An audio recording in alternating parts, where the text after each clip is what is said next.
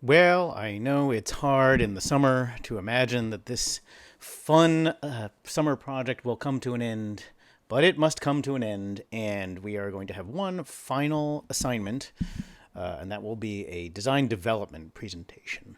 And the I actually say design development. It's not really design development in the professional sense, but just the develop it more from schematics sort of stage. And I hopefully you're watching this because you've finished your schematics and maybe even taken a look at some other people's floor plans. And you're ready to kind of refine your design. And that's the goal of this presentation, really, is to go back over your designs, which I believe for the most part, thanks to everyone keeping up with the interstitial assignments and hopefully adjusting a little bit based on comments and feedback. Your designs seem to be progressing pretty well. I don't think anybody has fallen off the rails. And so the big thing now we're going to look at are furnishings and materials and really try to refine the design of a couple of the spaces in your projects. And I'll have you put together a linear presentation with narration as you did last time. Everyone seems to have figured out a way to do that, which is awesome. The sort of shopping list here, which I have posted to Canvas in the form of a PDF file. There's a couple things you've already created. In fact, most of these you've already done. Just I'm asking you to go back and really refine things based on your concepts and your kind of expressed goals for your project, creating a homey feel or creating a connection to nature, whatever that might be, your terms of criticism. I want you to go over your own work and say, well, am I really creating a connection to nature? Or am I just saying I'm going to do it, but I actually haven't provided, I don't know, a door to the outside or a view along the end of a corridor that is a view of either interior or exterior natural elements, or am I using materials that are natural or not? And again, just using your own terms of criticism, I'd like you to go back and take a look at your spaces. Obviously, as you would do with any project, only worry about the spaces which are actually going to show me. So I don't care about janitor's closets or loading docks or that kind of thing. You are going to have to do a floor plan or a large scale axonometric. I mean, I guess there's really no scale because we're not printing this. But anyway, an axonometric or a rendered floor plan. This time, I'd also like you to have a reflected ceiling plan. Be sure to show the lighting layout and some kind of key to the fixtures that you are using. If you can render it, I'm trying to remember, some of you may know how to render using the Revit section box magic. I can't remember if all of you know how to do that. But anyway, if you can render it and it looks good, by all means render it. If not, that's fine. Just make sure you tell me what fixtures you're using. And it would be even helpful when you discuss the reflected ceiling plan to tell me what your kind of goals are with your lighting strategy in the main spaces. Are you wall washing? Are you just having downlighting in the corridors? Are you having decorative sconces that repeat along a corridor to create a sense of rhythm? In the patient rooms, are you trying to create a sense of hominess by using residential style fixtures, or are you creating a low glare environment that can be carefully tailored to create a nice environment for the patient? Whatever your goals might be. I'd like you to kind of zoom in a bit on the patient room. You can do either an axonometric or a floor plan. Sometimes these exploded axons where they kind of chop away the front wall look really good. Again, you can use the section box and render it that way. They're really nice ways to view these spaces because they're small rooms. They don't lend themselves well to perspective views. But that said, could you have a perspective view? And actually, with this perspective view, I'd like you to imagine it with kind of four different patient occupations. I really want you to have scale figures in there, and I want four different views of this patient room. They do not have to be the exact same perspective composition, although you certainly can do that. And I know a lot of you prefer to use Photoshop scale figures. although those of you who have experimented with Enscape may be using those. But either way, 4 different types of views, one with the patient just alone, one with the patient, family, and a doctor, one with some family members sleeping in there. And again, I have mentioned a number of times that a lot of the furniture used in these patient rooms are designed to be convertible into fold out, really rudimentary sleeping beds. Finally, with a rendering of the room with staff members bathing the patient. This is a very common thing. People who are, kind of bedbound for weeks on end, they have to be moved a couple times a day to avoid bed sores, and they can't go into the shower, some of them. So basically it's a bunch of nurses with some sponges and a bucket. But hopefully you guys are clever at finding scale figures and can at least try to render it. And of course, it does not have to be fully photorealistic. If you are into more artsy-fartsy types of rendering with blurred backgrounds and all that kind of stuff, that's fine. The style is less important than the activity going on in there that you're trying to represent. And again, I'm trying to get you to envision your space with the different types of users and activities. So anyway, and then beyond that, a couple of perspectives of the main spaces of the project, just like you did with the schematic design. This time the big thing, obviously, besides scale figures and lighting, is that you will have materials and furnishings for the different areas. So, and I think for some of you, some of these spaces were more carefully thought out than others. But again, having rendered perspectives, you can, next to the perspectives on your presentation, you can have the furniture that you'd like to use in there. For example, in the library, you're probably going to have some chairs. I don't need necessarily the bookcase manufacturer, all the major pieces of furniture. So in that case, if it's chairs or chairs and tables, just give us a sense of what type of chair or table you're using. There's a lot of manufacturers, which I'll mention in a minute here. And of course, some are obviously medical manufacturers of medical furnishings, but some are just nice furnishings. Outside of the patient room, it's not absolutely critical that they be medical grade. And let me just scroll down here in the list. You'll also want to have selections for your main materials in the space, not every single material, but the flooring, the wall, whatever it is, any trim, and the ceiling material or materials.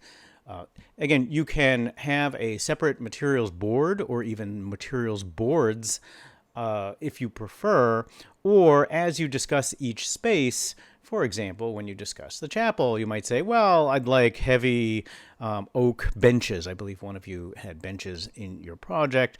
Other people might prefer movable furniture with high backs for greater privacy or whatever.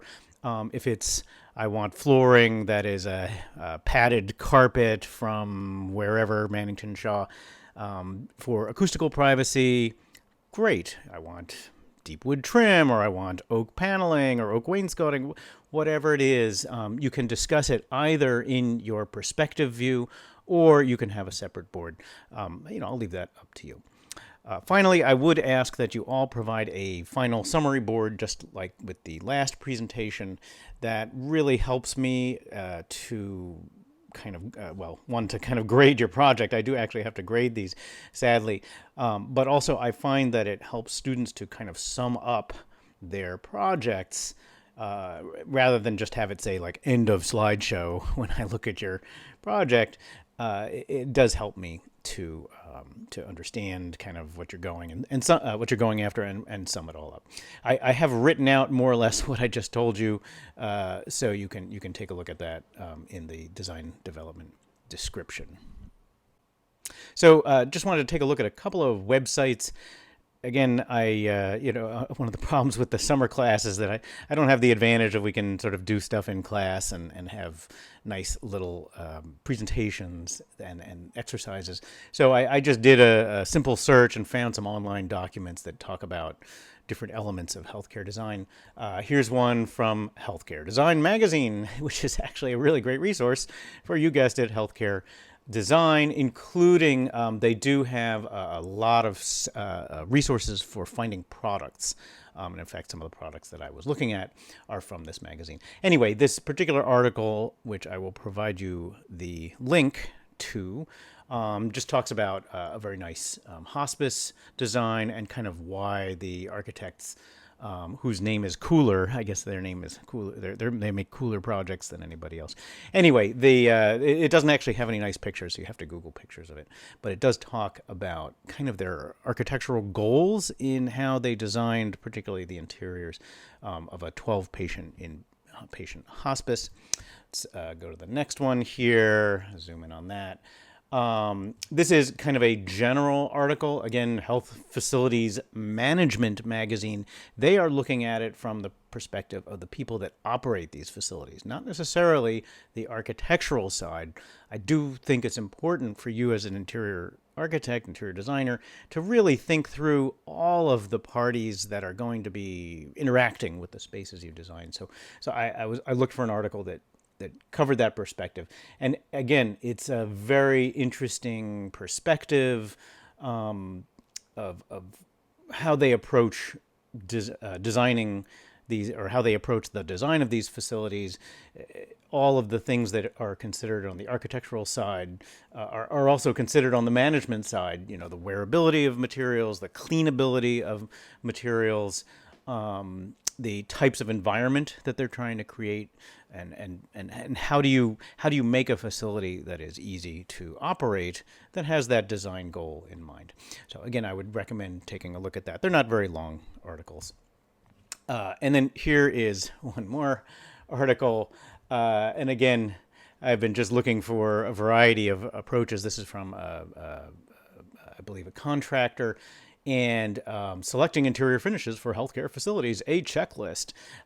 Obviously, the people who are building these things have their own things to worry about. Safety, of course, is first. It's a hospital. You don't want to cause any more damage. So, and you can read the article about all the horrible things that can happen: slips, falls, diseases, resistant bacteria. It's really depressing.